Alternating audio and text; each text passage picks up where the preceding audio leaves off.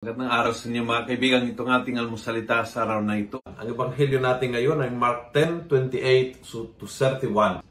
Sabi ni Jesus, "Truly, there is no one who has left house or brothers or sisters or father or mother or children or lands for my sake and for the gospel who will not receive his reward."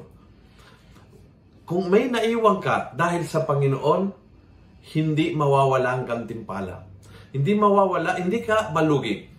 Kung may naiwan para sa Panginoon, kung ikaw ay nag-give up ng oras mo para paglingkuran siya, kung ikaw ay nag-give up ng sama ng loob para makaroon ng kapayapaan, kung ikaw ay nag-give up ng pride para magpatawad sa isang tao na hindi sincero sa kanyang humingi ng kapatawaran, kung ikaw ay nag-give up ng panahon mo para talagang maging available para sa iba, kung ikaw ay nag-give up ng money mo para tumulong sa nangangailangan, whatever you have given up dahil sa Panginoon ay makakaroon ng malaking gantimpala.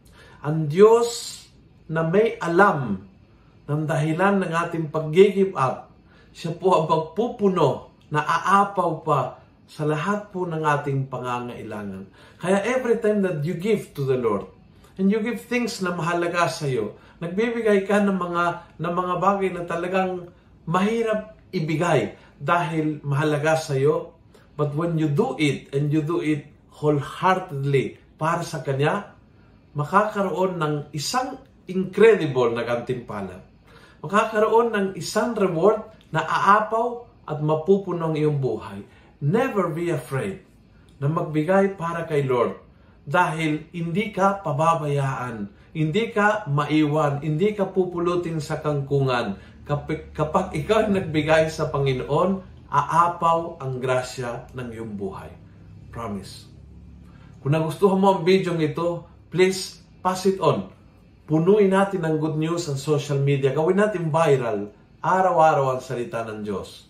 God bless. Ang ebanghelyo natin ngayon ay Mark 10:28 to 31. Sabi ni Jesus, "Truly, there is no one who has left house or brothers or sisters or father or mother or children or lands for my sake and for the gospel who will not receive his reward." Kung may naiwan ka dahil sa Panginoon, hindi mawawala ang gantimpala.